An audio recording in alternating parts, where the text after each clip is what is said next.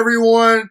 My name is Jamon McKinney, or you can just call me Juice because that is my nickname. Welcome, everyone, to the Juice Alert, where I bring you the juiciest topics in all sports. This is episode number 36 right here. If you have not subscribed to the Juice Alert already, be sure to do that right about now. You will not regret it. You can find me on YouTube, obviously, as well as podcasting platforms. That includes Spotify, Apple Podcasts, Google Podcasts, all that great stuff. An excellent show lined up for you, ladies and gentlemen, today. I have roughly about 14 topics to cover today for you guys today. We'll talk about Deshaun Watson, Kevin Durant, and the Brooklyn Nets. I'll preview and break down all the divisional round matchups in the 2021 playoffs. By the way, if you're too eager to hear those, playoff predictions and whatnot, if you can't wait, if you're impatient, I do have all those playoff predictions posted on YouTube. So I'm just gonna pretty much gonna put those predictions at the end of the show. I have that buried at the end of the show because I have a lot of great things to get to before, obviously, the playoff predictions. So you can obviously check that out on YouTube right now if you are just listening on podcasting platforms. But yeah, we'll talk about Aaron Rodgers, Baker Mayfield as well. A lot of good stuff to talk about, man. And also, if you're listening on podcasting platforms and you're feeling kind, please leave me a good rating and review. It definitely goes a long way. Also, you can follow me on Instagram. My Instagram is GHIMAN_MCKINNEY.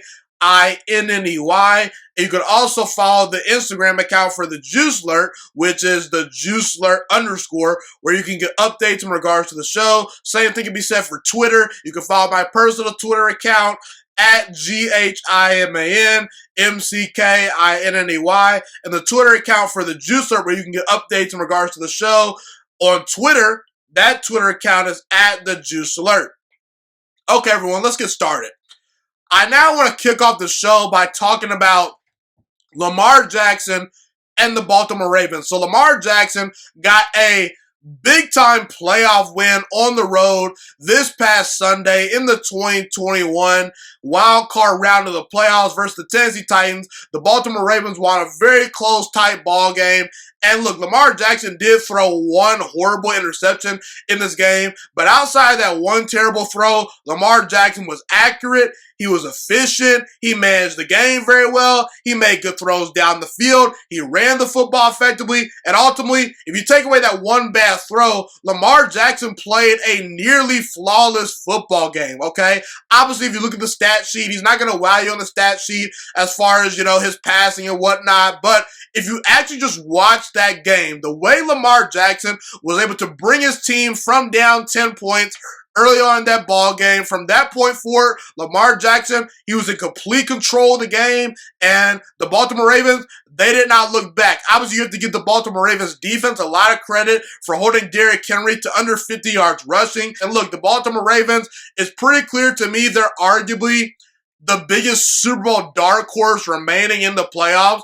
And a lot of people gave a lot of flack to Lamar Jackson, saying, "Oh, Lamar Jackson has regressed. He'll never win the big one." And listen, Lamar Jackson may never win the big one, but ultimately, Lamar Jackson's a franchise quarterback. To me, he's one of the 5 to 7 best quarterbacks in all football, and he officially got the monkey off his back. I actually called Lamar Jackson out at the start of the season, and I said, look, you can't say Lamar Jackson is an elite quarterback until he starts putting together some postseason success. I don't care how many MVP awards he wins. I don't care how many rushing titles he wins at the quarterback position. I don't care how many yards he throws for. If you cannot elevate under pressure when your team needs you the most in the playoffs, you're not an elite quarterback. You're not on the level with Patrick Mahomes. You're not on the level with Aaron Rodgers, okay? Et cetera, et cetera. But Lamar Jackson proved that he can go on the road and beat a very good quality opponent in the Tennessee Titans. He played a very good game, and this might be the start to something special for Lamar Jackson and the Baltimore Ravens. Previously, Lamar Jackson had played horribly in his previous 2 playoff games. His rookie year versus a very good Chargers defense. I didn't really hold it against him, but last year, I really felt the Baltimore Ravens missed out on an opportunity to win the Super Bowl because they were 14-2 football team. They were steamrolling people all year. And at home versus the Tennessee Titans, Lamar Jackson and the Baltimore Ravens, they choked. They weren't very good, and Tennessee exposed them. But Lamar Jackson, he's got the monkey off his back. He's accurate enough of a passer to win multiple playoff games and potentially win a Super Bowl in the future. I'm a believer in Lamar Jackson, and I won't be shocked if Lamar Jackson finds his way to winning a Super Bowl within the next 5 to 7 years. The kid is super duper talented. He's a great leader. He responded very well, down 10 points versus the Tennessee Titans. Another big knock on Lamar Jackson was he can't seem to, come from behind. He's not accurate enough. Well, Lamar Jackson answered those accuracy issues. He answered the bell as far as he can't come from behind by coming from behind down 10 points versus the Tennessee Titans on the road. He's on to face the Buffalo Bills. That is a tall task for the Baltimore Ravens. I do give them a very good chance to win that game, however. I do think they match up very well with Buffalo. But yeah, Lamar Jackson, so far he's been a hit in the NFL, and I'm super happy that he's got his first playoff win under his belt. Okay, let's shift to this. Man, crazy news going down in the NBA, folks. So James Harden is officially now joining Kevin Durant and the Brooklyn Nets. The Houston Rockets traded away James Harden to the Brooklyn Nets. There was a big-time blockbuster NBA trade. The Nets acquired James Harden and a 2024 second-round pick from the Cavs. The Houston Rockets in this trade acquired Victor Oladipo, Dante Exum, Rodions Caruso, and 4 first-round picks from the Brooklyn Nets. The Indiana Pacers also received Karis LeVert and a 2023 second-round pick from the Rockets. And the Cleveland Cavaliers received Jarrett Allen and Taurean Prince from the Brooklyn Nets.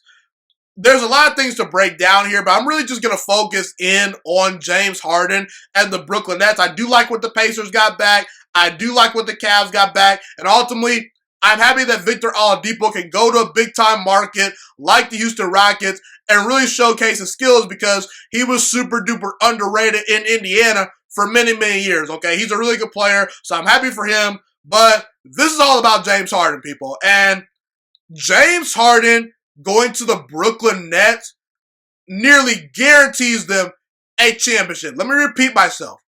With Kevin Durant and the Brooklyn Nets acquiring James Harden, this virtually guarantees the Brooklyn Nets are going to win a title. Kevin Durant, James Harden, Kyrie Irving, and some solid role players.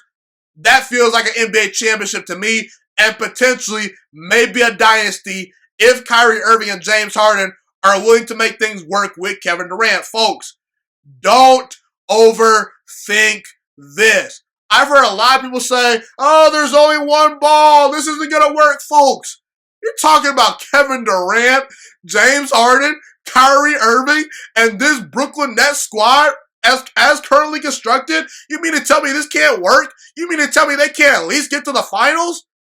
Folks, are you out of your gourd? Okay, don't overthink it. And listen, for those of you that are saying this is not going to work, there's not enough ball movement, there's only one ball, James Harden, Kyrie Irving, Kevin Durant, they're going to flop in Brooklyn. Okay, if you feel that way, guess what? I want you to keep that same energy because, see, what folks tend to do is they tend to say, oh, this isn't going to work. And then when it does work, they say, oh, LeBron James stacked the deck. Oh, Kevin Durant, he stacked the deck. No, keep that same energy, folks. Don't switch up, okay? And also, for those people out there that are super duper mad about this trade, you know you should blame? You should blame the Boston Celtics. You should blame the Miami Heat.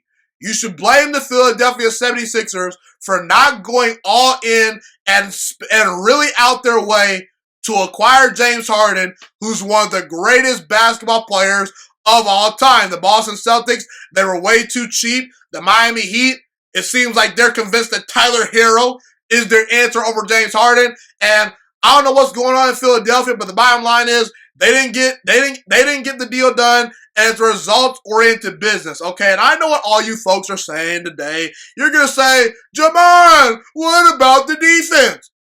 Okay, you can talk about the defense, but I can talk about who's going to stop this team. on offense. Okay? We can talk about, the lack of depth.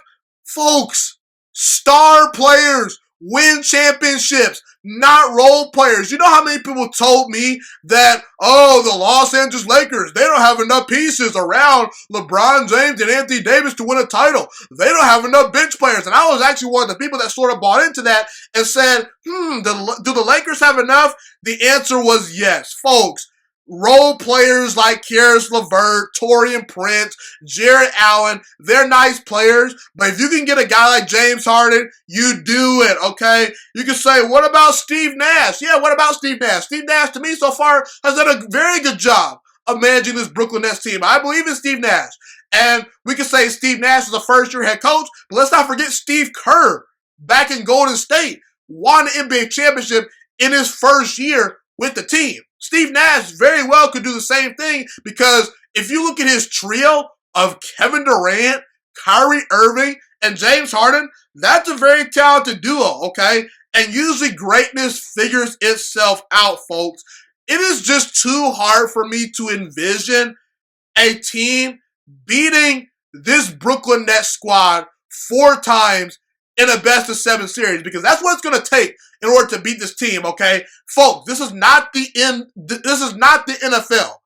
You have to beat a team 4 times in a best-of-7 series. And I'm just going to say right now, good luck beating this Brooklyn Nets team as currently constructed 4 times in a best-of-7 series, okay? You got Kevin Durant, who is a former NBA MVP, a former 2-time NBA champion, 2-time Finals MVP. He's one of the 3 greatest scorers of all time. He's arguably the most talented offensive player in the game of basketball today. He's a willing passer. He's an NBA champion. And I expect Kevin Durant to play very well within the system with James Harden and Kyrie Irving. He did not seem to have any issues playing with Kyrie Irving when Kyrie Irving's been on the court so far up to this point. Kevin Durant so far in the year has been averaging nearly 30 points per game. He's been excellent off that Achilles injury. And I think with James Harden and Kyrie Irving being sort of perimeter-oriented guards, you're going to see Kevin Durant in that low post kind of, playing the Dirk Nowitzki role where he'll be playing with his back to the basket a lot, and ultimately, the floor is going to be spaced out for Kevin Durant to boogie on people and get to the basket and knock down those jumpers if he wants to as well. This offense is going to be lethal. You got James Harden, who's one of the best players of all time to never win a title, and now James Harden got what he wanted. He did not want to be in Houston anymore because ultimately, he saw the writing on the wall. And listen, people could say James Harden's not willing to sacrifice enough to win a title. I disagree. I think that James Harden is definitely willing to sacrifice to win an NBA championship. And when you look at what James Harden and Russell Westbrook did with only playing 1 year together in Houston, folks, that duo worked. Okay, they won a lot of games. They won a playoff series. Ultimately, they ran into LeBron James and Anthony Davis. Boo-hoo. Okay, listen, if James Harden and Russell Westbrook can't beat Anthony Davis and LeBron James, that should not be held against them because Anthony Davis is arguably one of the 5 best players in all of basketball, and LeBron James is someone that people have told me is the GOAT, okay? To me, he's one of the top 5 greatest players of all time. Not quite the greatest player of all time, but LeBron is really, really good, okay? He gets to the NBA Finals virtually almost every year in his prime. You look at Kyrie Irving. Kyrie Irving is one of the best one-on-one players in the entire NBA. He's an excellent shooter. He's an excellent finisher around the rim. And now, he's your 3rd option? Folks, good luck. Okay, you talk about lack of depth. I see a guy like Joe Harris on this team in the starting lineup who's really, really good. He's a knockdown shooter. You still got DeAndre Jordan to catch lobs and protect the rim. Bruce Brown's played pretty well this year. Tyler Johnson's a really good player. Landry Shamet can give you some good minutes. Jeff Green's really good as well. This Brooklyn Nets team is deep enough to win a championship. And look, could this team use another big man or two? Yes. Sean Marks actually came out recently in a press conference and addressed that the team is arguably not done making moves. So you could see them acquire, some bigger bodies to, get down low, bang in that paint, protect the rim, play good defense. The Brooklyn Nets, to me, are not done making moves. They'll make enough subtle moves to get this team ready by playoff time. You're going to get anywhere from 70 to 90 points between Kevin Durant, James Harden, and Kyrie Irving on most nights, and everyone else is just gonna pitch in and contribute. The Brooklyn Nets, they have a ton of firepower, and as good as the Los Angeles Lakers are, I'm not sure if the Los Angeles Lakers can knock off this Brooklyn Nets squad as currently constructed, because you got Kevin Durant, he at least can match, LeBron James. I believe that James Harden can at least match Anthony Davis, if not play better than Anthony Davis. And you got Kyrie Irving, who is by far and away, way better than the Los Angeles Lakers' third best player, okay? So, look, people, don't overthink this.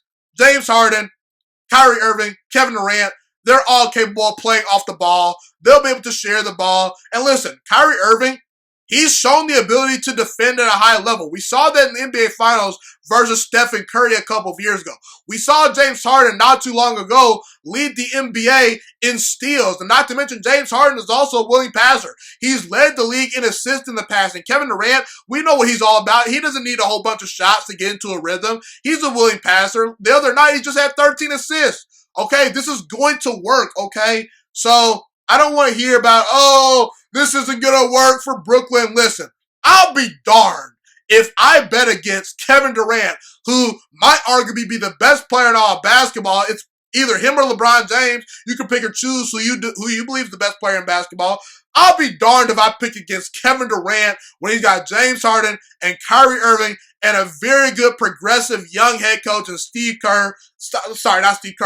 Nash by his side.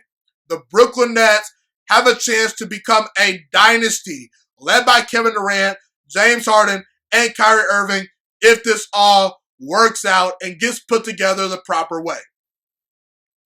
I now want to shift to Kevin Durant. Now that James Harden is on the Brooklyn Nets to join Kyrie Irving and Kevin Durant, there is now immense pressure on Kevin Durant to deliver the Brooklyn Nets a title. There was always a lot of pressure on Kevin Durant from the jump, point blank period, just because Kevin Durant, we recognize his talent. We recognize he's one of the 3 greatest scorers of all time. We recognize this guy is a former finals MVP. We recognize this guy has won a regular season MVP. We recognize this guy has won 4 scoring titles. We recognize this guy is lethal. He can pull from 30. He's got a 7'6" wingspan. He's great. Kevin Durant is a Hall of Fame level player and a borderline top 10 player. Is he in the top 10 right now? I'm sorry, top 10 player of all time, to be very clear. Okay, let me start that over, okay? Kevin Durant is a borderline top 10 player of all time. Obviously a top 10 player right now. Is he in the top 10 right now as far as all-time great players? Probably not, but he's close, okay?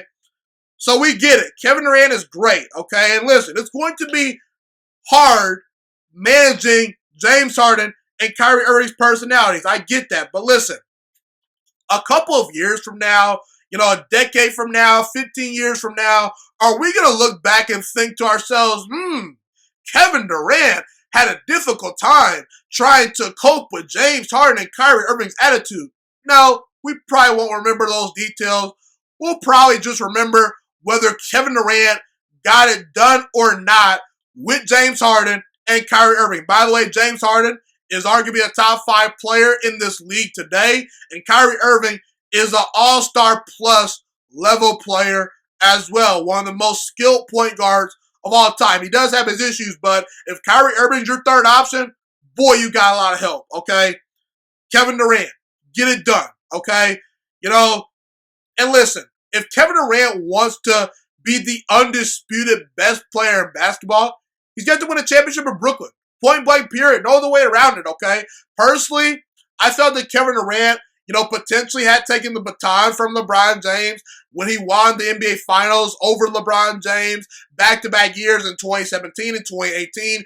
Kevin Durant was well on his way to three-peating as an NBA champion in Golden State. I did not hold the move against him because I felt that Kevin Durant had to sacrifice some parts to his game to fit into that system, and ultimately, he's what put the Golden State Warriors over the top. The Golden State Warriors would not have become a dynasty if Kevin Durant did not join their team, okay? They were a 73-win team that choked, okay? But here's the thing, man. Kevin Durant ultimately did not get the respect that he felt that he deserved in Golden State, and rightfully so. So he decided to go to Brooklyn, which was a bold move and a brave move, I would say at that. And now Kevin Durant, you must deliver a championship to Brooklyn, because when you acquire Kyrie Irving and James Harden, Kyrie Irving was obviously already on the team, but when you join up with those guys, with this bench, with Steve Nash, a very good, young, progressive offensive coach on your squad, with Mike D'Antoni running the show as well on that bench as an assistant coach, with Amari Stoudemire on this coaching staff, there's no excuses. Finals or bust for Kevin Durant. And by the way, we could talk about, oh, Kyrie Irving's a cancer. He's no good. LeBron James made it work with Kyrie Irving. Kevin Durant, didn't you say you're better than LeBron James? If you think you're better than LeBron James, which I don't blame you for thinking that, but listen, LeBron James got Kyrie Irving to multiple NBA Finals, and he did not have James Harden on his roster. Kevin Durant, get it done. You're better than Giannis Antetokounmpo. You're better than Jimmy Butler. You've got all the help you need. Now the pressure's on Kevin Durant to deliver at the bare minimum a title and multiple NBA Finals appearances with the Brooklyn Nets. We'll see if Kevin Durant can get it done.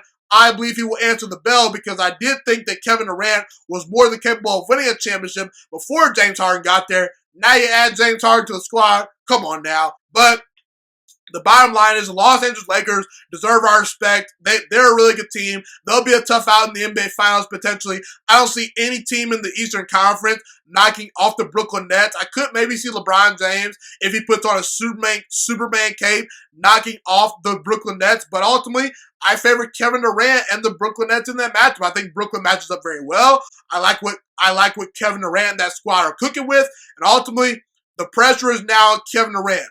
You must now deliver a title, KD, because you got what you asked for in Brooklyn. Now you must deliver. I want to now talk about Kyrie Irving, okay? Because by the end of the 2021 NBA season, and really within the next couple of months, we are going to find out a lot about Kyrie Irving. And look, I've been a guy that has defended Kyrie Irving a ton in the past. I believe Kyrie Irving, when healthy, is one of the top 5 point guards in the game of basketball. Obviously, if you count LeBron James, Luka Doncic, James Harden, sort of your hybrid combo guards or small forwards that like to play point guard, obviously that's not the case with Kyrie Irving. But when we just talk about guys like Russell Westbrook, Damian Lillard, just true point guards, true guards, I think Kyrie Irving's in that top 5, okay? I'm not talking combo guards. You can make the argument that Kyrie Irving's one of the top 5 point guards in all basketball. I don't think Kyrie Irving got enough credit for what he did in Cleveland, contributing to that championship run. Ultimately, the Boston Celtics underachieved when he was there, but I did not put all of that underachieving on Kyrie Irving's shoulders. I believe there's a whole lot of factors that, factor into Boston underachieving besides Kyrie Irving not playing his best and besides Kyrie Irving's injuries. And ultimately, I gave Kyrie Irving the benefit of the doubt last year because it was his first year with the Brooklyn Nets. But see, here's the thing. It's becoming harder and harder for me to defend one Kyrie Irving. Because right now, today, Kyrie Irving and Steve Nash doesn't seem to be clicking. Kyrie Irving has not been showing up to work recently. And Steve Nash had to find out that Kyrie Irving was going to be absent for a period of time from his teammates. Kyrie Irving didn't contact Steve Nash directly. Steve Nash found out the news from Kyrie Irving's teammates.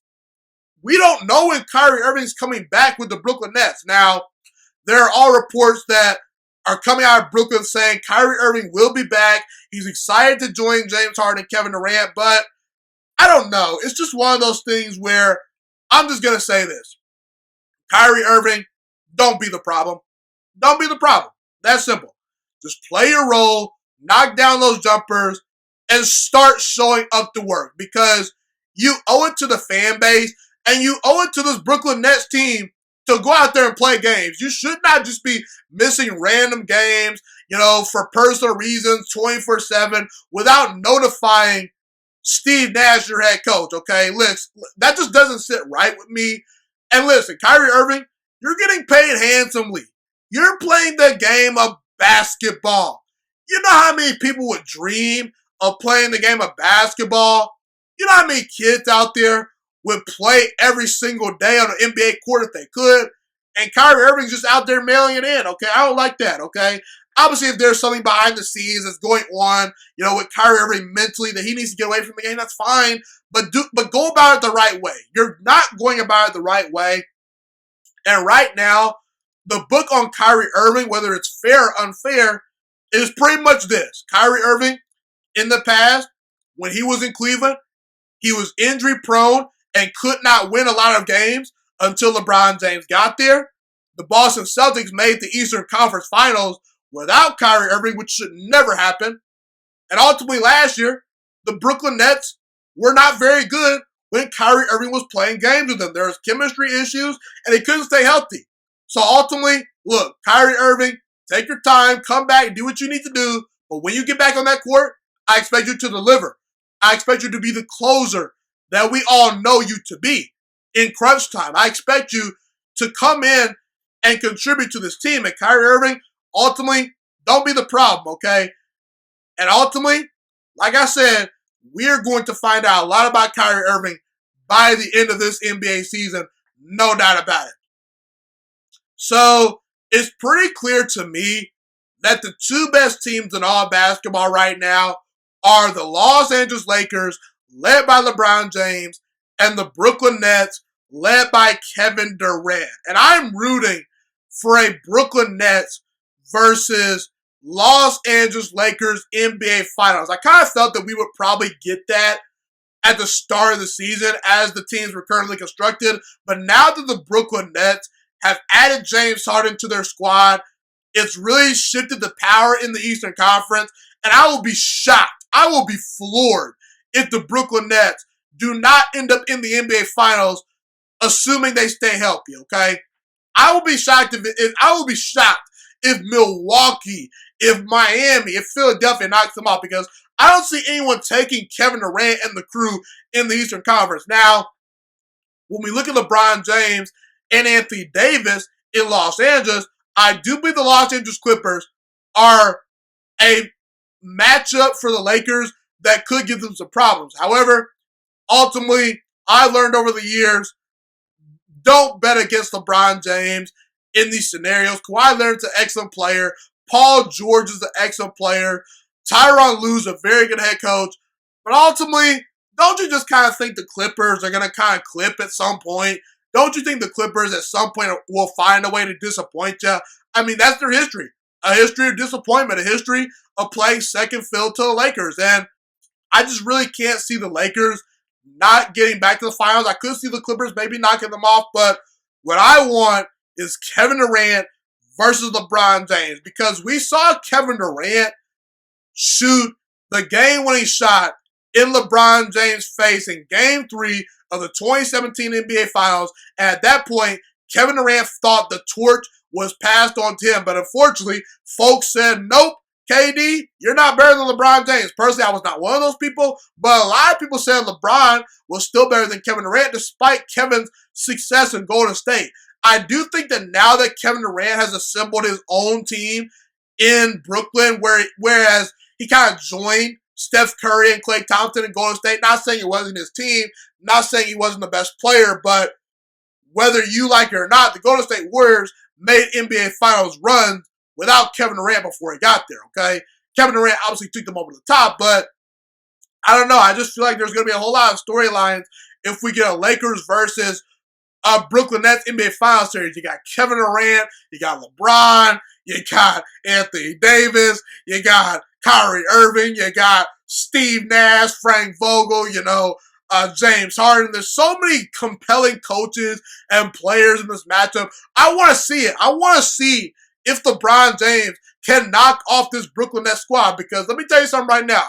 If LeBron James knocks off this Brooklyn Nets team, there's going to be a lot of people that are going to shift their opinions from saying Michael Jordan is the greatest basketball player of all time to LeBron James is the greatest basketball player of all time, because LeBron would have won his 5th NBA title. And this Brooklyn Nets team is led by Kevin Durant, who's a borderline top 10 player of all time. And James Harden and Kyrie Irving are pretty darn good themselves. And then If Kevin Durant wins the NBA title, does that start a dynasty in Brooklyn? Man, oh man, I just want to see a Brooklyn Nets versus NBA Finals series. And I believe we actually are going to get it, but ultimately, that's what I'm rooting for. No doubt about it. Nets versus Lakers will be box office in the NBA Finals. I love to see LeBron James go against Kevin Durant. I love to see who comes out on top. So Nick Saban recently just won his 7th national title as the head football coach at the University of Alabama. He beat the Ohio State Buckeyes 52-24 in the national championship recently. And look, Ohio State was my preseason pick to win the national championship in 2021. I was clearly wrong, but it was pretty clear to me early on that Alabama was just a bad matchup for Ohio State. And look, you should not feel ashamed if you're the Ohio State Buckeyes today, because Alabama, they are an all-time great team, and their dynasty is still rolling. And the gap between Alabama and even the likes of Oklahoma, Clemson, and Ohio State, the gap is still somewhat wide, people. Nick Saban, he ain't slowing down, man. And listen, there should be no more debate about Nick Saban being the greatest college football head coach of all time. Forget just greatest college football head coach of all time. Nick Saban now enters the category for being one of the greatest head coaches, not just in college football history, but sports history, point blank, period. You definitely can make that argument, man. And look, I don't really care who the number 2 guy is as far as all-time college football head coaches. I just know Nick Saban's number 1, and the gap is wide. And look, when we look at what Nick Saban has accomplished at Alabama, it truly is something to behold. I want to take a look at the 14 years that Nick Saban has been head football coach at Alabama, and I want to compare it to the 14 years prior to which he got there, okay? So we'll compare Nick Saban's 14 years at Alabama compared to the 14 years before he got there. Nick Saban, since he's been at Alabama in 14 seasons, has won 7 national titles. He is 14-5 in bowl games. He's won a whopping 88.1% of his games, and he's gotten a grand total of exactly 100 players drafted to the NFL, and that doesn't even count the undrafted free agents that fly under the radar that get contracts down the road. The 14 years prior to Nick Saban getting to Alabama, Alabama has 0 national titles. They had a 5-4 bowl record. They won 61.9% of their games, and 58 players were drafted during that 14-year stretch. So Nick Saban, he pretty much just turned Alabama into, from a good program at the time, into the best program in all college football.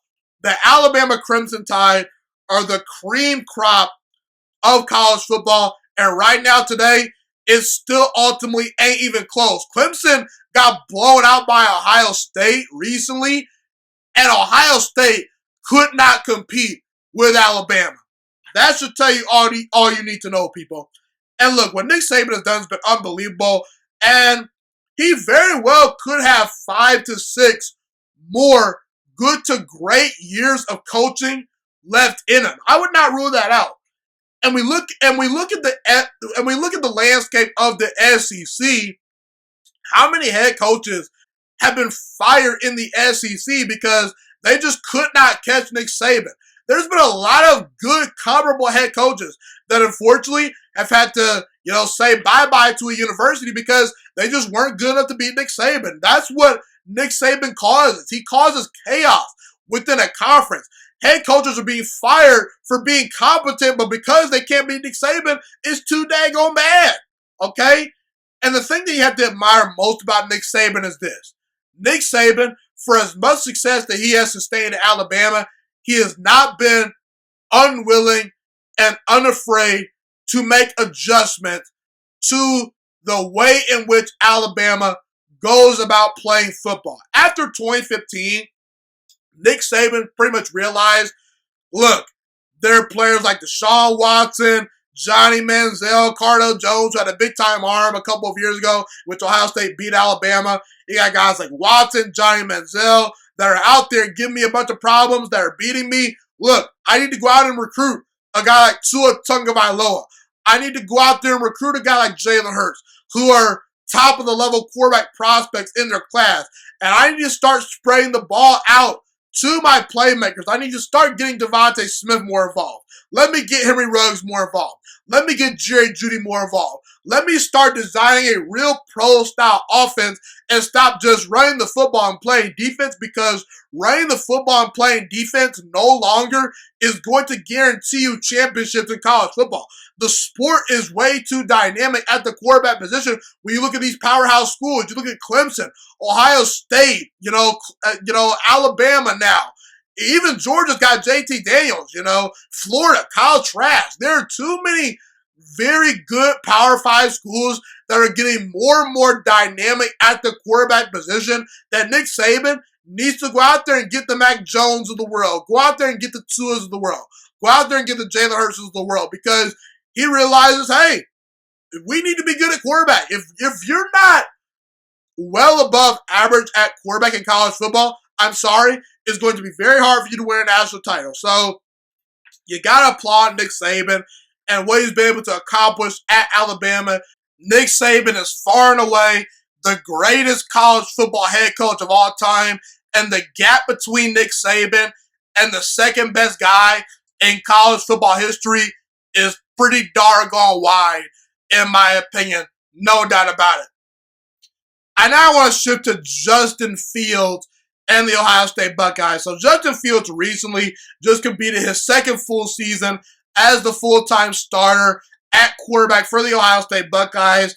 Ohio State just recently lost to Alabama in the national title game, 52-24. Look, Justin Fields played okay in that game. He didn't play awful, but he also did not play great. It was a solid performance from Justin Fields. He was not particularly special. He made some special throws, but his overall performance wasn't, a special performance. It was good. It was okay. It was fine. But look, I don't hold that loss against Justin Fields too much, because look, if you can't beat Alabama, that should not be held against you, because, well, I don't even think Trevor Lawrence could have beaten Alabama this year, okay, because they were a juggernaut, okay? And look, I've said in the past, I'm a huge believer in Justin Fields' talent. I believe that he can become not just a regular franchise quarterback, but a great franchise quarterback. I'm talking top 5 to top 10 quarterback in the NFL potentially one day. He makes really good decisions. He's got a really strong arm. He's a pretty accurate thrower of the football. And to me, at worst, Justin Fields should be the second quarterback taken in this draft. Now, I'm a big fan of Trey Lance as well, so I can understand why an NFL general manager wants to build around Trey Lance as opposed to Justin Fields. I do think that Trevor Lawrence is going to be taken number 1 overall in the draft, but at the very, very worst, Justin Fields should be the third quarterback taken, and ultimately that might be a mistake. The bottom line is Justin Fields, he's worth a top 5 to top 10 pick. I'm all in. That's my opinion on Justin Fields. I've seen enough. But with that being said, I know this is going to sound crazy, but I believe Justin Fields should consider staying in college at Ohio State for another year of development at the quarterback position. If Justin Fields goes to the NFL this year, is that a terrible idea? No, not at all, okay? Because right now, to me, it's pretty clear Justin Fields is going to be taken in the first round of the draft. I will be shocked if Justin Fields gets past the New England Patriots at number 15 overall. I expect Justin Fields to probably be a top 15 to top 10 pick. There are teams like the Jets that could draft him. There are teams like the Falcons that could draft him. There are teams like the Panthers that could draft him. The Jets are a very dysfunctional team. Not sure if I want to see Justin Fields in a New York Jets jersey, although I will say Robert Saleh is a pretty good hire by the New York Jets. We'll talk about him later in the show. I do love the Atlanta Falcons situation. I do love the Carolina Panthers situation. There's a lot of good situations out there that will be ideal for Justin Fields, especially if he can go to Atlanta and sit by Matt Ryan for a year and develop and learn. But here's the thing, people. It's not a terrible idea for Justin Fields to leave school, but here's my concern about Justin Fields. Why do I have pause about Justin Fields to a certain degree, and why do I think Justin Fields should consider coming back to school to develop for another year? The reason why I say that is because versus good to great teams in college football, up to this point, Justin Fields at times has struggled. Versus Northwestern and Indiana this year, Justin Fields was not very good. Versus Alabama, he wasn't bad, he wasn't terrible, but he wasn't great. He was good, okay? And I just wanted to see Justin Fields really build off that spectacular Clemson game they had versus Trevor Lawrence and the Clemson Tigers, where he was by far and away the best player on the field. I wondered what happened to Justin Fields in the national title game. Why did he come down to earth? You know, I understand that it would have taken a miraculous performance for Justin Fields to pull off the upset versus Alabama, even though I did pick Ohio State sort of foolishly in that game. But in that game versus Alabama, Justin Fields was not the best player on the field. Mac Jones, Devontae Smith, and Najee Harris stole the show. And even dating back to last year, Justin Fields was just okay versus Clemson. He was okay versus Penn State. He was okay versus Michigan State. He was good but not great versus Wisconsin. And I just walk away from these games saying, man, Justin Fields made some really good throws, but there's just maybe a little something missing. And I just wish he would process a little bit faster. I just wish he would be a little bit more accurate in these big games. And look, what Justin Fields has to realize is this. The NFL is not going anywhere, okay? And keep in mind, Justin Herbert, who is probably going to win NFL Rookie of the Year, he stayed 4 years in college. A lot of folks criticize Justin Herbert for staying another year in Oregon. I guarantee you, Justin Herbert right now today, he does not regret staying at Oregon for a fourth and final season. Meanwhile, Justin Fields, he's only had about a season and a half at Ohio State because Ohio State only played, I believe, 8 or 9 games this year, okay? Peyton Manning, a top 3 quarterback of all time, stayed for 4 years in college. Experience is everything. And by the way, you know a guy named Dwayne Haskins who put up 50 touchdown passes at Ohio State in only 1 season as a starter? Dwayne Haskins was great, but it seemed to me at times Dwayne Haskins, because he had that lack of experience, was overwhelmed very early in the NFL. Look, Justin Fields, I think he's a little bit more polished than Dwayne Haskins just because he has more college starts under his belt and is more mobile than Dwayne Haskins. Dwayne Haskins and Justin Fields are two polar opposite quarterbacks. I do believe in Dwayne Haskins still to this day. I think Dwayne Haskins, if he gets a second opportunity, maybe with the Carolina, maybe with the Indianapolis, maybe with the Pittsburgh, maybe with the Atlanta Falcons, backing up Matt Ryan, he could do some good things and become a great franchise quarterback. But right now, his future's up in the air. And I think that a big reason why Haskins was not able to produce early on in the NFL was because he was slightly overwhelmed by the competition. And see, the thing about Justin Fields is he's playing with a lot of good wide receivers, really good running backs, really good offensive line, really good head coach. Life is easy at Ohio State. But in the NFL, the gap between the talent is very slim. The difference between players in the NFL, more times than not, is the effort those guys put in and the work they put in, okay?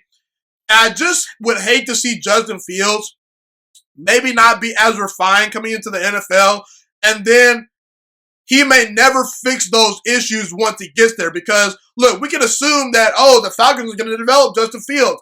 The Jets are going to develop Justin Fields. Well, you never know. You never know with these head coaches, okay? So, look, if Justin Fields enters the NFL draft, it's not a terrible decision. It's really not. He's going to be a first-round pick. He's going to make a lot of money. He's going to make his family happy. And ultimately, I think Justin Fields can come into the NFL and do some great things. However, because of all the reasons that I mentioned, I believe Justin Fields should at least entertain the idea of staying for one more season at Ohio State to develop his skill set. Okay, let me talk about that bad man in Green Bay, Wisconsin, named Aaron Rodgers, okay? Aaron Rodgers, 1,000% should be the 2020 NFL MVP. He should get that award over Patrick Mahomes, Derrick Henry, Tom Brady, Russell Wilson, whoever you want to name. Aaron Rodgers had a better season than those guys in 2020, and Aaron Rodgers was unbelievable, and he should be the 2020 regular season MVP. When we look at what Aaron Rodgers was able to accomplish, he completed 70.7% of his throws. He threw for 4,300 yards, an NFL leading 48 touchdown passes, only threw 5 interceptions, and had a 121.5 pass rating, which is the second best pass rating of all time in a single season. And by the way, Aaron Rodgers holds the title for first, in which he got that title back in 2011. Okay, but the bottom line is, Aaron Rodgers, he had an unbelievable year. He put up great numbers. He showed up Sunday after Sunday and produced for the Green Bay Packers. His team is 13-3.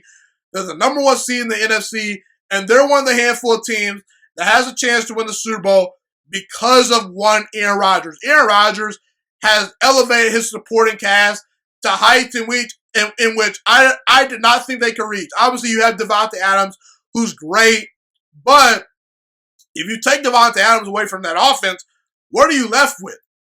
Allen Lazard, Marquez Valdes-Scantling, Equanimeous St. Brown, Robert Tonyan. Folks, are you kidding me? Aaron Rodgers has turned these C- to C+ level players into A- and B+ level players. He's elevated Marquez Valdes-Scantling. He's elevated Equanimeous St. Brown. He's made Robert Tonyan a household name. No one knew who the heck Robert Tonyan was outside of Packers fans before this season started, okay? And I want to ask you all this question. If the Green Bay Packers did not have Davante Adams on the roster, where would you rank the Green Bay Packers wide receiver and tight end core? That group, led by Scantling and Lazard, that's a bottom 5 level wide receiver core. I'm sorry, I hate to admit that, but Aaron Rodgers, he's making sugar cream cookies out of 2 and 3 star ingredients, people, okay?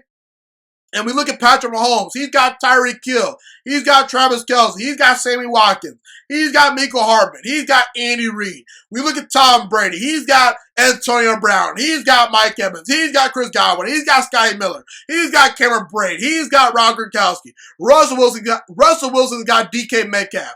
He's got Tyler Lockett, okay? And if you take away Aaron Rodgers from the Green Bay Packers and you replace him with an average quarterback, the Green Bay Packers are not a playoff team, okay? Because the Green Bay Packers, they asked Aaron Rodgers to do a lot, and they have asked Aaron Rodgers to elevate below average perimeter weapons on the outside of wide receiver and make it work outside Davante Adams, who's excellent. And by the way, the storyline that's so funny to me is the Green Bay Packers, they drafted a quarterback in the first round to replace Aaron Rodgers. They said, we think Aaron Rodgers is washed. He's no good anymore. He's injury prone. We need to start moving on. And Aaron Rodgers just goes out there and says, yeah, Green Bay Packers organization, screw you. Let me lead the league in touchdown passes. Let me have the best pass rating in the entire NFL. And let me just shut all y'all up, okay? And by the way, folks that are saying Patrick Mahomes deserves the NFL MVP award over Aaron Rodgers, you're flat out wrong, because Patrick Mahomes does not beat Aaron Rodgers in completion percentage, passer rating, touchdowns, or touchdown to interception ratio this season, okay? Aaron Rodgers leads Patrick Mahomes in all those categories. And sure, Patrick Mahomes does have more passing yards than Aaron Rodgers, but Patrick Mahomes has thrown 588 passes on the season. Aaron Rodgers has 562 passes on the season. So even though Patrick Mahomes has played in one less game than Aaron Rodgers, he still has thrown more passes than Aaron Rodgers, okay? So that stat's kind of skewed, okay? So ultimately, Aaron Rodgers, he's very, very valuable to the Green Bay Packers. If you take Aaron Rodgers away from the Green Bay Packers, they're a 4 or 5 win football team. If you take Patrick Mahomes away from the Kansas City Chiefs and replace him with an average quarterback, the Kansas City Chiefs are still fighting for a playoff spot, okay? Because we saw Matt Moore last year win games with the Chiefs. We saw Alex Smith win games with the Chiefs in the past, okay? Andy Reid's excellent. That's the best team in all of football. Not trying to hear it. Aaron Rodgers, 100% should be the 2020 NFL MVP. And to me, it's not even close. Not even close, people. I'm sorry, Derrick Henry. You had a very good year. You had 2,000 rushing yards, but Ryan Tannehill also had a great year. So it's not one of those situations where Adrian Peterson was just carrying Christian Ponder to the playoffs. The Tennessee Titans still have other good players besides Derrick Henry. So yeah, ultimately, Josh Allen had a good year, but not better than Aaron Rodgers. Same can be said for Patrick Mahomes. Aaron Rodgers, 100% is the 2020 NFL MVP, and that should not be up for debate. Now, let me shift to Urban Meyer and the Jacksonville Jaguars. Urban Meyer recently was hired by the Jacksonville Jaguars to become their next head coach, and I believe Urban Meyer is actually a perfect fit for the Jacksonville Jaguars. And I really like the situation that Urban Meyer is walking into, because when we look at the Jacksonville Jaguars job, what do they have that other teams don't have? Well, they got a ton of cap space. They've got the youngest roster in all football right now. The youngest NFL roster right now today belongs to the Jacksonville Jaguars. So you're not inheriting a lot of bad contracts. You've got some young talent on this roster. James Robinson, DJ Chark, Josh Allen. These are guys that have the potential to be star-level players. You're working with the first overall pick in the 2021 NFL Draft. So you could draft Justin Fields or Trevor Lawrence, whichever quarterback you feel is best suited for you. If you want to trade down and maybe get a guy like Trey Lance while acquiring more picks to help build the team, that's a possibility as well. Zach Wilson's also a possibility potentially. And also, the Jacksonville Jaguars have a second first-round pick. They got the 25th overall pick in the 2021 NFL Draft. They got 2 second-round picks as well, a third-round pick, and 2 fourth-round picks. So they got a ton of draft capital, ton of cap space, a young roster, and expectations are super-duper low in Jacksonville compared to maybe going to the New York Jets, okay? Because in New York, that fan base is brutal, and they are unrealistic fans, bottom line. No other way to slice it, okay? And the good thing about Urban Meyer transitioning from being a college head coach to an NFL head coach is he gets more of a true off season. In college football, the recruiting cycle never stops. You're always going out there trying to recruit and find players, and that can be very daunting and very tiring for some NFL head coaches. No doubt about it. And Urban Meyer is a head coach that in the past has dealt with some health issues, so that definitely could be very beneficial to Urban Meyer to have a true offseason to really just rest his body, rest his mind, sort of get away from the game of football for a couple of months, then get back to the cycle of things, you know what I'm saying? And look, when it comes to what Urban Meyer is going to bring to the Jacksonville Jaguars, you know, what's a successful tenure for Urban Meyer in Jacksonville? Because ultimately, I don't think Super Bowls and multiple conference championships should be the ultimate end-all expectations for Urban Meyer. And by the way, for most NFL head coaches, yes, you want them to come in and help you win a Super Bowl, but ultimately, in some of the smaller markets, you know, in some of these towns where these fans have, you know, dealt with terrible football for so long, really, in my opinion, I think a lot of these fans just want a competitive football team once again. Obviously, you know, Urban Meyer is going to go all in and try to win the Jacksonville Jaguars a Super Bowl. Do I think it'll happen? Maybe, maybe not. We shall see. It's very hard to win Super Bowls, no doubt about it. And listen, it's going to take a while for this Jacksonville Jaguars team to turn things around. This team won 1 game in 2020. There's a reason why they were going out there trying to hire a guy like Urban Meyer. There's a reason this team has the first overall pick because they're not a good football team right now. So it's going to take time for Urban Meyer to bring in his guys, establish his culture, get familiar with this coaching staff.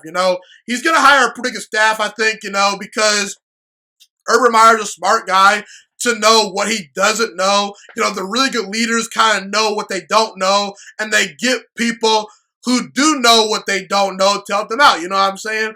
And look, success for Urban Meyer in Jacksonville is him making them a consistently competitive football team once again, and hopefully getting them consistently to the playoffs year in, year out with a Justin Fields, with a Trevor Lawrence, when things start to really get rocking and rolling in Jacksonville. You know what I'm saying?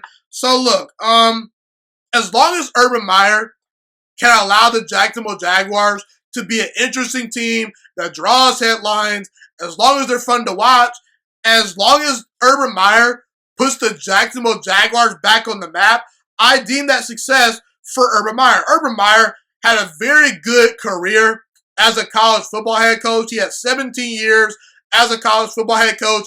He won 85% of his games in college, which is unprecedented. He won 2 national titles at Florida. He won a national title at Ohio State. And he also had a lot of success at Bowling Green and Utah. 2 good to great programs, Not necessarily great, but they're solid programs that needed help. And Urban Meyer, he gave them a boost, you know what I'm saying?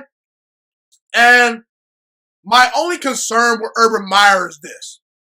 When things get tough, will Urban Meyer be able to take the heat? And by the way, I actually do think that due to the fact that Jacksonville is sort of a slept-on football team as far as, not being the biggest market, not being a team that gets headlined on ESPN a bunch of times or Fox Sports 1, that actually could help Urban Meyer because the thing about Urban Meyer at Ohio State and Florida was this.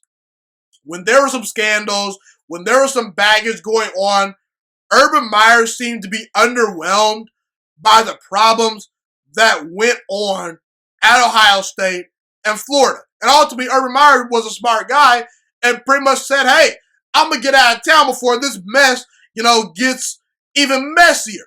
So I just wonder, once Urban Meyer starts gaining success with the Jaguars, how long can he sustain that success? And when things start to go south, will Urban Meyer chicken out? Or will Urban Meyer just continue to build up the program and try to get the right people in the building and turn that bad boy around? Maybe Urban Meyer necessarily didn't chicken out when he was with Florida and Ohio State just because he won national titles there before the chaos and the mess got there. So Urban Meyer didn't necessarily chicken out. He just smartly left before there was a bunch of chaos. So, look, if you're the Jacksonville Jaguars, you do worry about that a little bit, but I do expect Urban Meyer to sort of maybe potentially turn this thing around quickly. I could see the Jacksonville Jaguars being a playoff team as early as year 3 in the Urban Meyer era if Justin Fields or Trevor Lawrence or whichever quarterback the Urban Meyer drafts is the real deal. And if they spend some money in free agency and whatnot as well. So ultimately, I believe Urban Meyer is going to be a great fit with the Jacksonville Jaguars, and he has a chance to make them relevant again if he can get the quarterback situation figured out, and if the Jaguars can also hit on their next general manager, no doubt about it. So Robert Saleh recently just was hired by the New York Jets.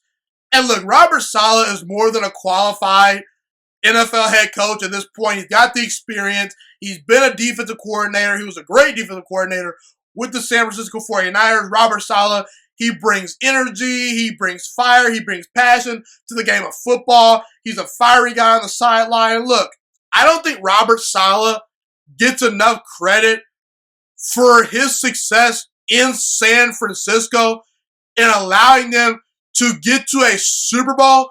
And if it were not for Jimmy Garoppolo's missed throws and Patrick Mahomes' greatness, we could have seen the San Francisco 49ers winning a Super Bowl led by Robert Saleh's defense. And this year, the 49ers, they had a ton of injuries. Robert Saleh, he patched up that defense. They did not miss a beat. Robert Saleh is more than capable of being a very good head coach in the NFL. He could be a solid head coach, no doubt about it, okay?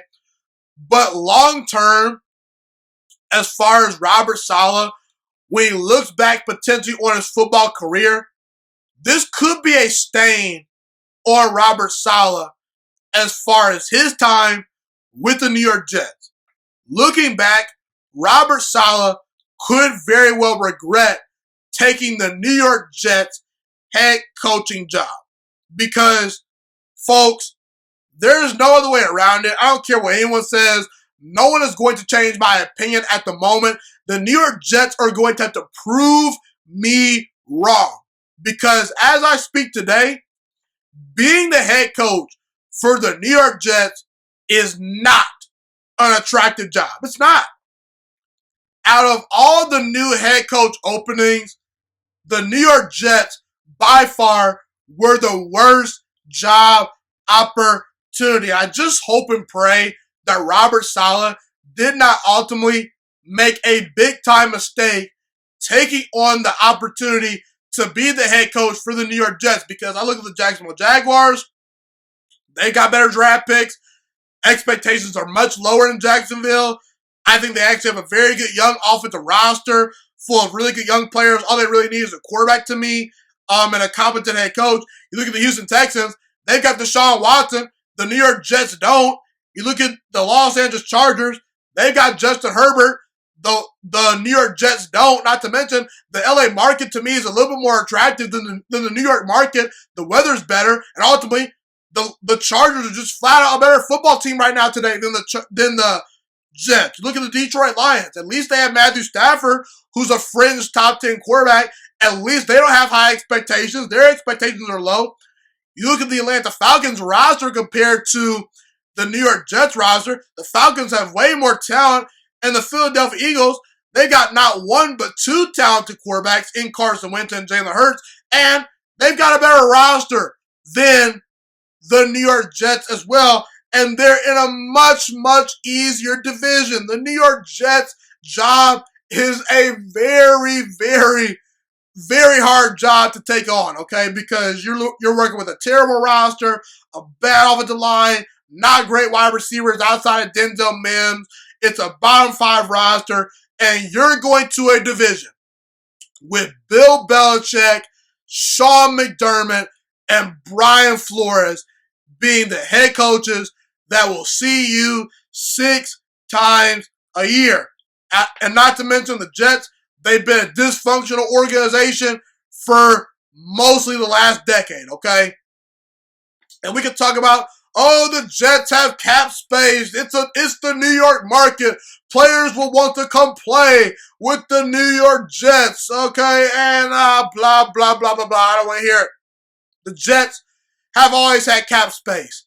They've done nothing with it, okay? And I'm sorry, but Bill Belichick in a down year, the guy won 7 games. Greatest head coach of all time, Brian Flores and Sean McDermott very well could already be 2 of the top 10 head coaches right now. You can make the argument that the AFC East division, the division that the New York Jets are in, that's the most well-coached division in the entire NFL outside of maybe the NFC West, because you got Pete Carroll, Kyle Shanahan, Sean McVay, and Cliff Kingsbury. Yeah, Cliff Kingsbury has his flaws, but he's a decent head coach, you know. I'm sorry, but good luck versus those coaches. Those coaches have better rosters, especially when you look at Josh Allen and the Buffalo Bills. I mean, the Buffalo Bills very well could be the next great team for the next 10 to 12 years. The Miami Dolphins won 10 games with below average quarterback play, and Bill Belichick and the New England Patriots, I believe they're going to get things right eventually. You mean to tell me the Patriots are going to be trash and terrible forever? They had one bad year. Let them get a break, okay? They'll reboot. So ultimately, look, I hope Robert Saleh proves me wrong and turns the New York Jets around. I'm not saying he can't do it. I'm just saying, boy, oh boy, is that a tall task for Robert Saleh to take on. And I just hope and pray that Robert Saleh did not make a mistake, because right now today, the New York Jets head coaching opportunity is not an attractive job at all, in my opinion. Not at all, okay? I understand you got the number 2 overall pick. You've got some solid pieces, but compared to the other jobs out in the market, I would have much rather taken the Jaguars job. I would have much rather taken the Texans job. I would have much rather taken the Chargers job. And I even think the Falcons, Eagles, and the Lions job is more attractive than the Jets job, because they have better quarterbacks and better players, ultimately. So that's how I feel about the Jets. I hope I'm wrong. I hope Robert Saleh and the Jets organization proves me wrong. But ultimately, I'm not believing in the Jets until I see some sustained success over a good period of time. That's how I feel. And I'm not changing my opinion until those things occur.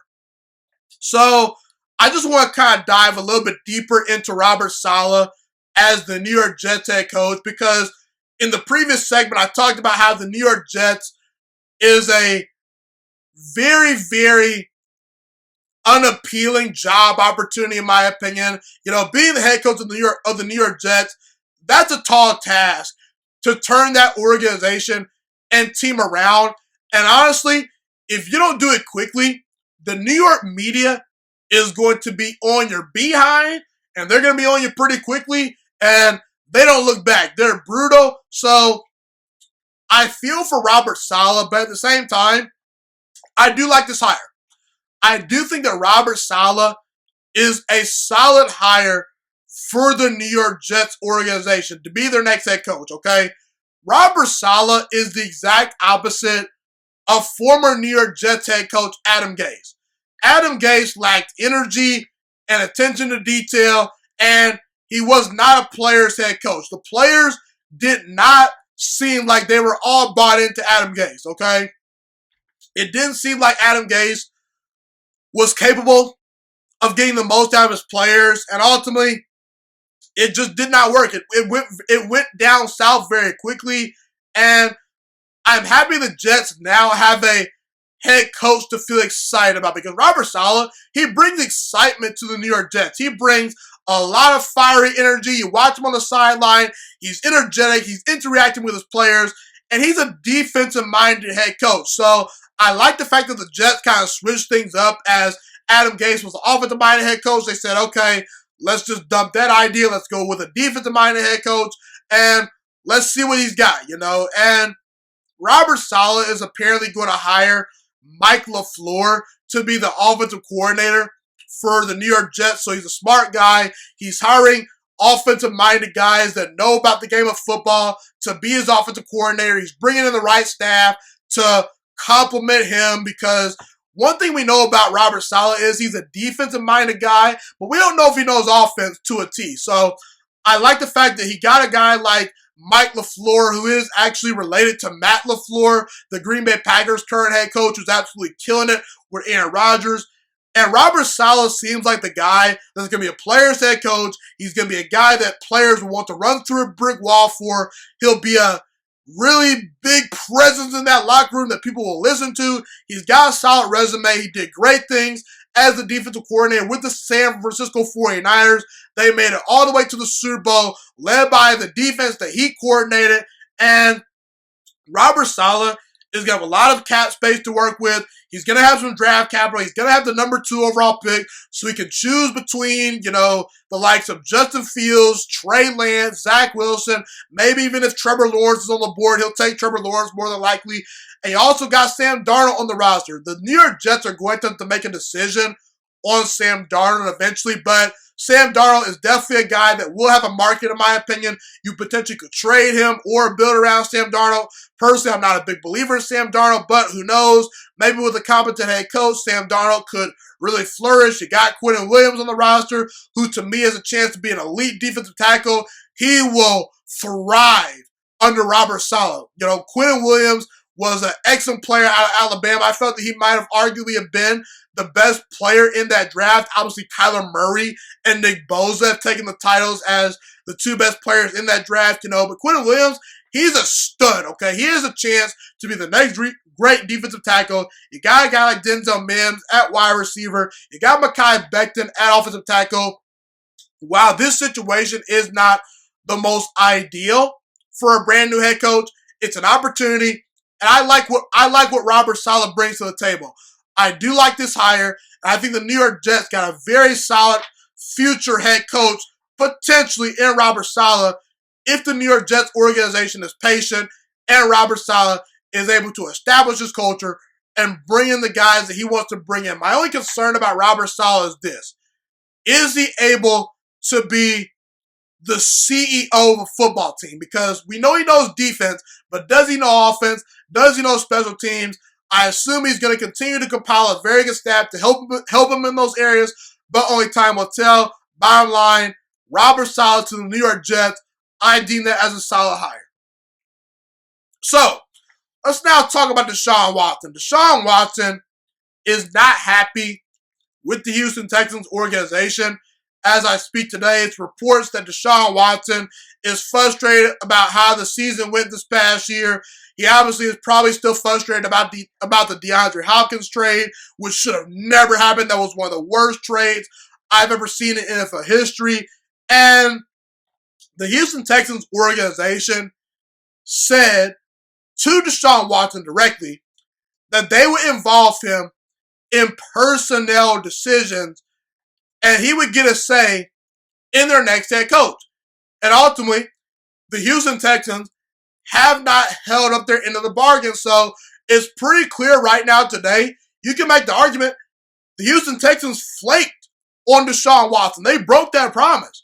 And look, if I'm a quarterback, I don't necessarily ask to be involved in all personnel decisions.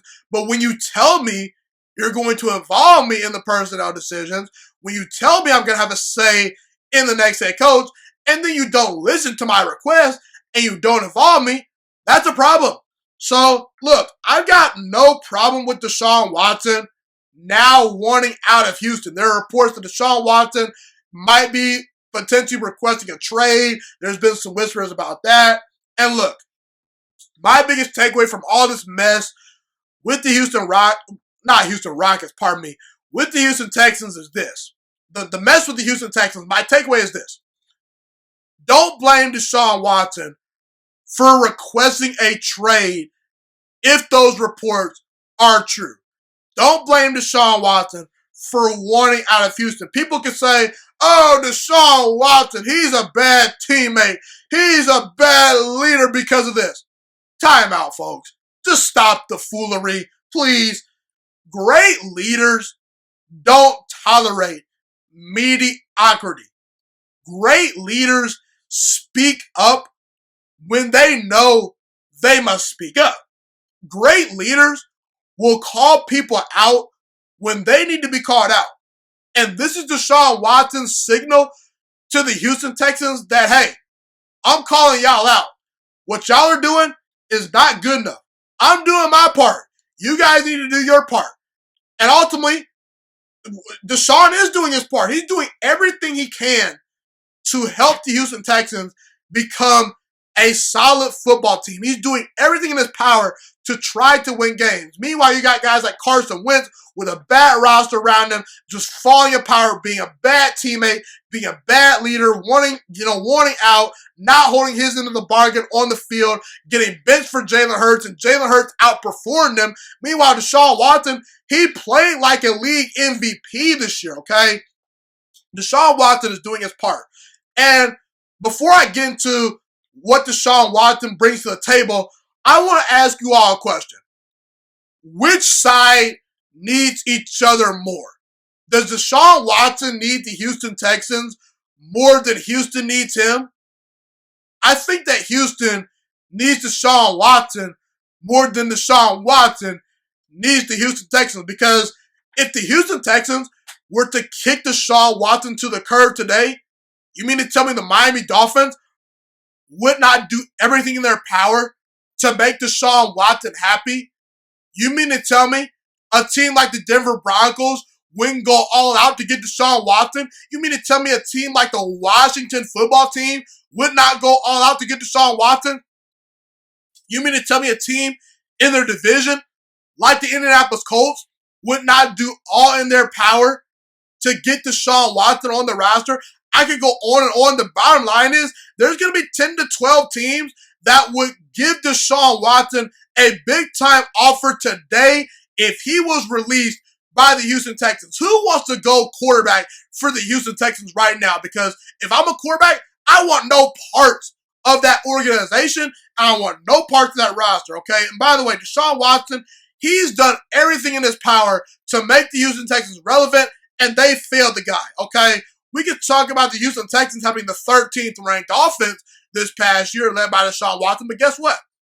The New Orleans Saints had the 12th ranked offense. The Cleveland Browns had the 16th ranked offense. The Seattle Seahawks had the 17th ranked offense. Do you know what all those teams have in common? They all made the playoffs. So to say that Deshaun Watson leading the 12th ranked offense is not good enough is fool's gold. Because Cleveland, they're not a better ranked offense than Houston this year. Seattle, they're not better ranked than Houston. And New Orleans, they're right there with Houston. And Houston just won 4 games. New Orleans won 12. Deshaun Watson completed 70% of his throws, threw for 4,800 yards, 33 touchdowns, 7 interceptions, and had a 112.4 passer rating this past season for the Houston Texans. He's doing everything in his power to help this team win games. Meanwhile, what have the Houston Texans given Deshaun Watson? Deshaun Watson was given the 27th ranked defense as far as points per game are allowed this season. He was given the 30th ranked total defense this year. The Houston Texans have the 31st ranked rushing attack on offense. And keep in mind, Deshaun Watson can run the football. If Deshaun Watson was not able to use his legs to get first downs, the Houston Texans might very well have had the worst rushing attack in all football. They traded DeAndre Hopkins for David Johnson. The Houston Texans organization, Deshaun Watson, was the 3rd most sacked quarterback in the NFL this past year. And not to mention, the Houston Texans still do not have a head coach, and they still don't have a general manager. And we could say, oh, Deshaun Watson got paid a ton of money. He should be held accountable. And yes, Deshaun Watson should be held accountable, but guess what? He held up his end of the salary. He held his end of the bargain. He put together an MVP caliber season. Just go watch him play. Watch Houston Texans games. And if you watch a Houston Texans game this year, at any point, if you watch 4, 5, 6 Texans games this year, and your takeaway is Deshaun Watson's the problem, I can't help you, okay? And look, this idea that quarterbacks should be like Tom Brady and take less money is bullcrap. It's bullcrap because, for one, the minute Tom Brady was able to get a big-time contract, the first time he was able to become the highest-paid player in the NFL, he took that opportunity. So this idea Tom Brady's been taking pay cuts for his entire career is false, for one. Second of all, Russell Wilson got paid a ton of money. Aaron Rodgers got paid a ton of money. They're in the playoffs. Their organizations have figured out ways to build around them. Houston, that's on you. Jared Goff got paid as well. He got paid a crap ton of money. The Los Angeles Rams don't seem to be having trouble drafting players, building a good team around Jared Goff. When you know you have to pay a quarterback a ton of money, that's when you start drafting a bunch of defensive players. That's when you start paying guys early. That's when you lock these guys up early and plan for the future, because when you drafted Deshaun Watson and you saw what he could do his rookie year, you knew you were going to pay him. So I'm not trying to hear this bull jive or this BS about, oh, the Houston Texans, they deserve better from Deshaun Watson. No. Deshaun Watson deserves to be with a better organization, and you should not blame Deshaun Watson for wanting out of Houston for all the reasons that I mentioned, no doubt about it. So this past Sunday, the Cleveland Browns destroyed the Pittsburgh Steelers in the playoffs 48-37. This was the Cleveland Browns' first ever playoff victory since 1994. That was 26 years ago. And my takeaway was this game was the passing of the torch from the Pittsburgh Steelers to the Cleveland Browns to a certain degree. Because think about it, people.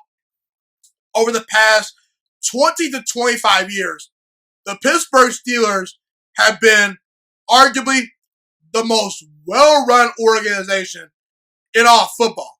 Meanwhile, Cleveland, they've had multiple head coaches, a lot of dysfunction in their front office, multiple terrible starting quarterbacks, but ultimately, things have now shifted.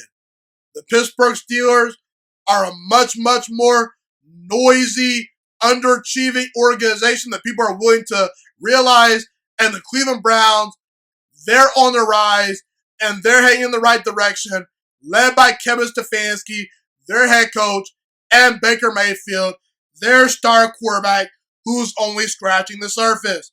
Look, Kevin Stefanski was not even in attendance at the playoff game because he had to deal with COVID-19. And the Cleveland Browns still found a way to destroy the Pittsburgh Steelers. If that doesn't tell you the culture has changed in Cleveland, you're just blind, you're lost, and you cannot be helped. The culture has changed in Cleveland. It is now a team that's able to go out there and win football games, compete, win in the playoffs, win ugly, win in high-scoring fashion, win in multiple ways, even without their head coach. And Baker Mayfield, I'm a big-time believer in the guy. He's just a gamer, man. It just seems like there's never going to be a moment that's too big for Baker Mayfield. Baker Mayfield, put on a show at Texas Tech. He put on a show at Oklahoma.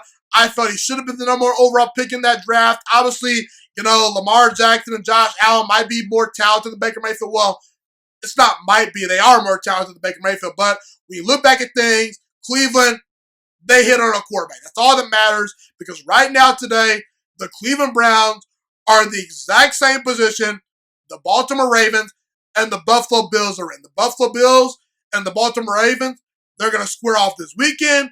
And the Cleveland Browns, they'll get their shot versus Patrick Mahomes and the Kansas City Chiefs. And ultimately, it's not crazy to think that Cleveland has a roster that has Super Bowl caliber talent, okay?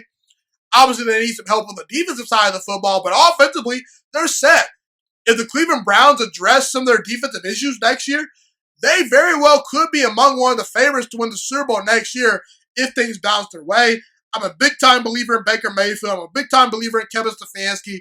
I was a believer in Kevin Stefanski when he was hired. I said that Cleveland would be a playoff team in 2021, and ultimately, 2020, because ultimately it's still the 2020 season, even though it's 2021. We're in the playoffs, but yeah, ultimately I picked Cleveland to make the playoffs. I was right, and when we look at the Cleveland Browns, they're a team that's definitely on the rise, and it's pretty clear to me that Baker Mayfield, Kevin Stefanski, and the Cleveland Browns have officially arrived, and they may never look back, because this team has a bright future, in my opinion. No doubt about it. I'm a big-time believer in what Baker Mayfield and the Cleveland Browns are cooking as I speak today. So let's now transition to the Buffalo Bills. Josh Allen and the Buffalo Bills, to me, have officially arrived. They've officially arrived. They're now back on the map. The Buffalo Bills recently just got their first playoff win in the last 25 years versus the Indianapolis Colts. They won the game. It was an ugly game. It was a close game. But Josh Allen, Sean McDermott, and the Buffalo Bills ultimately prevailed. And the Buffalo Bills today, when you look at what they have to work with as far as the construction of their team, you got Josh Allen, who's one of the 5 to 7 best quarterbacks in all of football. He's got the strongest arm in the entire NFL. He has a bright, bright future, still really young. You got a really good offensive line. You got Sean McDermott as your head coach. He's excellent. He's great. You got opportunistic defense that could get better and better as the years go on. You got really good weapons led by Stephon Diggs. That trade has paid off. You got a solid owner. Brandon Beane, the general manager, has drafted well. He spent money in free agency. He's made the necessary trades to allow Josh Allen and this Buffalo Bills team to be successful. This coaching staff is amazing. It's excellent. And right now today, the Buffalo Bills are one of the handful of teams that can go out there and win a Super Bowl. No doubt about it, okay? And the Buffalo Bills, to me, have the potential over the next 10 to 12 years to become a great team year in and year out. You know, they have all the pieces. Dynamic quarterback, dynamic weapons, great coach, great in the trenches, solid ownership, really good general manager. This team has all the pieces to the puzzle, you know. And look, this division is not going to be a cakewalk every single year. Right now, today, as I speak, the New England Patriots, led by Bill Belichick, they're not a dynamic football team. The Miami Dolphins have not quite figured out their quarterback position. I don't think Tua Tagovailoa is super special. And the New York Jets, over the past, decade or so, they've been a mess, and they got a boomer bust future. We'll see what Robert Saleh does as their next head coach, but ultimately, their back's against the wall. So yeah, man, Buffalo, I think that they're just getting started. Josh Allen is just scratching the surface. And a couple of years ago, after the Buffalo Bills, started acquiring talent, started to get better and better, I said, hey, don't be shocked if the Buffalo Bills start creeping up on the Patriots, And last year, when the Buffalo Bills beat the Dallas Cowboys on national television on Thanksgiving Day, I said, by next year, don't be shocked if the Buffalo Bills start going on a run, and don't be shocked if the Buffalo Bills start running the AFC East for the next decade. It's pretty clear to me that the Buffalo Bills are here to stay, and ultimately, they might not be slowing down. Buffalo is one of the handful of teams that can win a Super Bowl. I like the direction their team is going in. Okay, so I'm now going to shift to my official playoff predictions for the 2021 divisional round of the playoffs. I'm going to play back those episodes, then we'll end the show. Let's get right to it.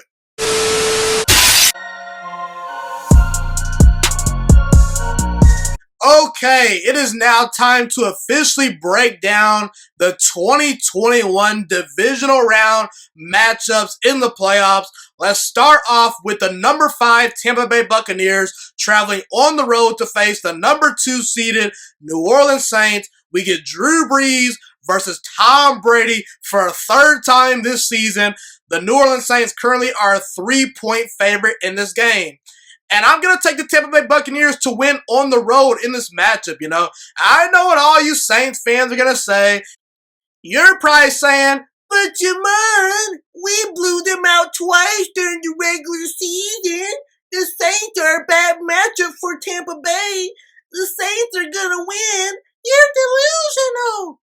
No, I don't think I'm delusional. And look, I totally get it. I understand why the New Orleans Saints are favorite in this game, but I'm going to pick Tampa Bay to win, and I will tell you why. Really a big reason why I'm picking Tampa in this matchup is because I simply trust Tom Brady in this matchup versus Drew Brees. I trust Tom Brady in a big game over Drew Brees all day, every day, and it ain't close. And look, I understand that Drew Brees has beaten Tom Brady twice this year. The games have not been close. All I'm going to say is, Drew Brees, prove me wrong. Do it a third time. New Orleans, do it a third time. Sean Payton, get it done. I like what I see from Tampa Bay, man. I trust Tom Brady in these big spots. Tom Brady throughout his career is 31-11 in the postseason. He's got 6 Super Bowl rings. Drew Brees, he's 9-8 in the postseason. He's got 1 Super Bowl win. I'll take my shot with Tom Brady. And Tampa Bay is coming into this game red hot. In the last 5 games, the Tampa Bay Buccaneers offense is averaging 35.8 points per game heading into this matchup. And on defense, in the last 5 contests, they're giving up 19.8 points per game. So the defense is hot. The offense is hot. It seems like Antonio Brown is really starting to get chemistry with Tom Brady. Tom Brady is comfortable. He's hot. And he's ready to go. And I think the Saints, I don't know. It's just one of those things where I was not super impressed with the way the Saints offense looked versus Chicago. And it's hard to beat a team 3 times in one season. At the start of the year, I said Tampa Bay, in my opinion, was the better team. Now, we can debate who's better right now. You could probably say the Saints are better just because they have the home field advantage. They have the record. But I don't know. It's just my gut tells me Tom Brady is going to find a way to get it done, okay? I just have a weird feeling the Saints are going to find a way to do something stupid. They're probably going to blow the game late, and I trust Tom Brady to win this game in a close matchup. And by the way, I'm super excited for this matchup because we don't get Drew Brees versus Tom Brady in a playoff game that often. Two Hall of Fame quarterbacks. This very well could be Drew Brees' last game in the NFL. He is contemplating retiring by the end of the year. So yeah, ultimately, I'm going to trust Tampa Bay's offense to put up points. I believe in Mike Evans. I believe in Antonio Brown. I believe in Chris Godwin. I believe in the tight ends. I believe in Tampa Bay's offensive line to give Tom Brady the protection that he needs. And look, I think the Saints have a chance to win this game, no doubt about it. Obviously, they're a great team. I believe this game is going to be close, but I think that in this matchup, it will just come down to the fact that Tom Brady will just be a little bit better than Drew Brees. Tom Brady played excellent on the road versus a very good Washington defense last week. Drew Brees, he faced a very good Chicago Bears defense. He was kind of average. And I'm going to roll with Tom Brady in this matchup. Give me Tampa Bay to advance to the NFC Championship game in the 2021 divisional round of the playoffs. Now, let's get to Green Bay versus the LA Rams. So the number 6 seeded Los Angeles Rams are traveling on the road to face the number 1 seeded Green Bay Packers. Green Bay is favored by 6.5 points in this matchup. And I'm going to take the Green Bay Packers to get it done at home in this game. And look, I picked the Los Angeles Rams to beat the Seattle Seahawks just because I felt that Seattle was a bad matchup for the Rams. And look, I don't think that the Rams are going to be totally out of this game. I could see this game being close very late. I won't be surprised if the Rams somehow pull off the upset, but I think that Green Bay probably wins this game at least by a touchdown. Give me Green Bay and the points in this matchup. Why will Green Bay win this game, in my opinion? Well, I look at Green Bay versus the LA Rams. I get Green Bay coming off a bye week. They're fresh. They're well rested. I think that Matt LaFleur is going to come out with a great game plan. Green Bay is really good on script. They're at home. Aaron Rodgers tends to be more comfortable at home as opposed to on the road. That's pretty much every quarterback, though, you know. And the Rams are a warm weather team, and they're going to be traveling to Green Bay, Wisconsin. And the weather reports for this game indicate that it's going to be below 30 degrees by kickoff. And I just don't think the Rams offense is going to be able to put up enough points in this matchup. Could I see the Los Angeles Rams holding Aaron Rodgers and the Packers to under 30 points? Yes, I could see that. And look, if the Rams are going to win this game, Cam Akers has to have a big day. And they have to keep Aaron Rodgers off that field and control the clock in the time of possession, because if Aaron Rodgers dictates this game and comes out, gets an early lead, Green Bay can rush Jared Goff. They can, stop the run with Cam Akers. And I don't think the Rams can put up enough points if they're behind the 8 ball, especially early on in this game. And look, the Rams, they can't turn the football over.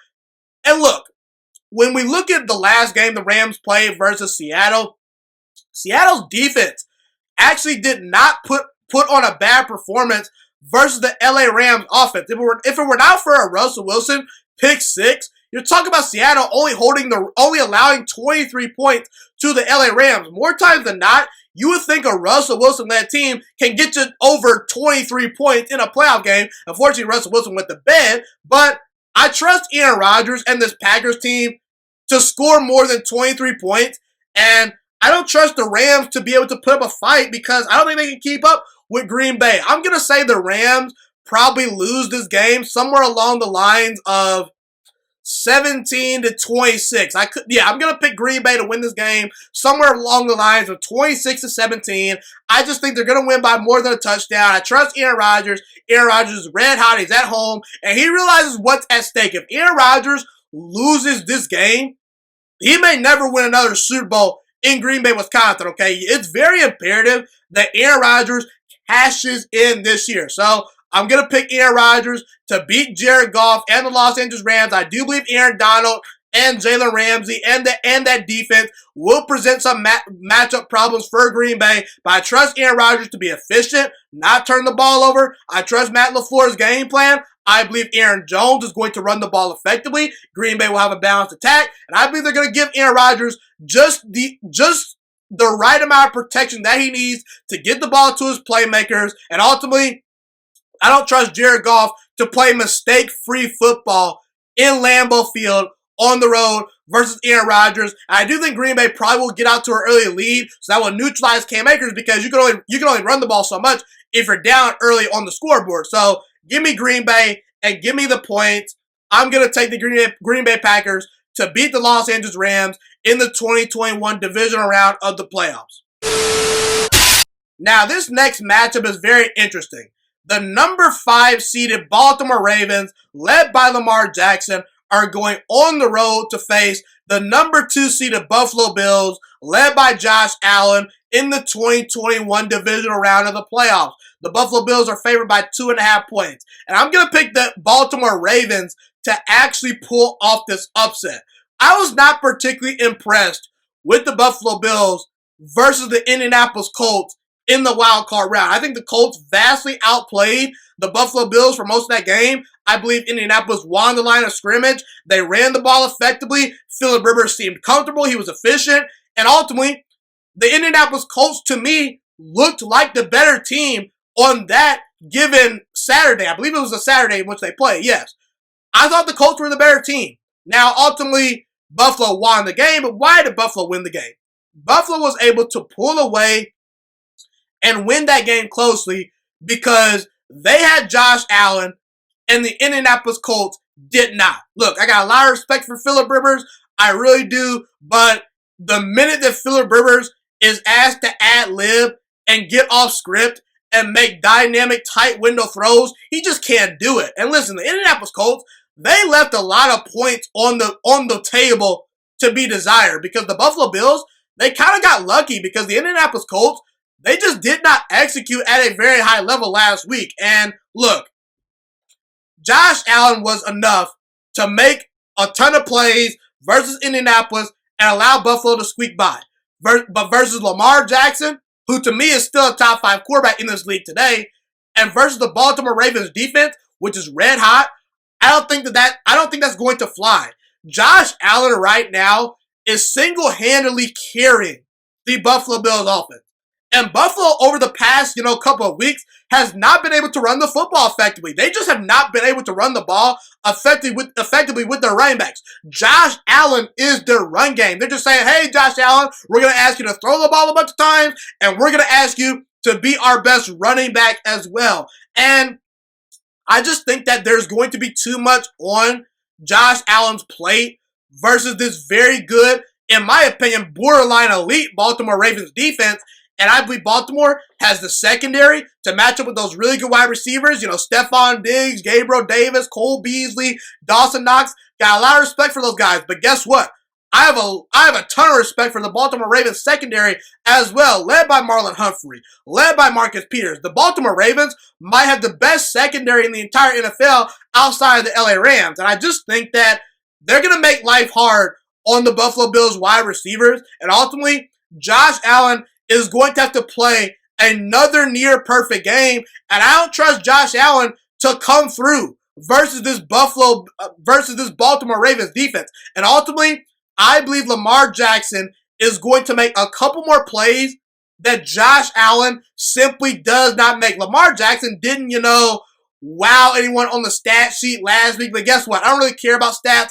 I watched the game. Lamar Jackson, he was excellent versus the Tennessee Titans. He had one bad throw, one horrible interception, but outside of that, Lamar Jackson played a very clean football game. He was efficient, he was accurate, he made throws down the field when they needed to be made, he ran the football effectively, and when we look at Lamar Jackson, sure, he's the focal point of the Baltimore Ravens offense, but Lamar Jackson has a really good running game at his disposal as well, led by J.K. Dobbins, led by Gus Edwards, led by Mark Ingram. The Baltimore Ravens running game is really, really good.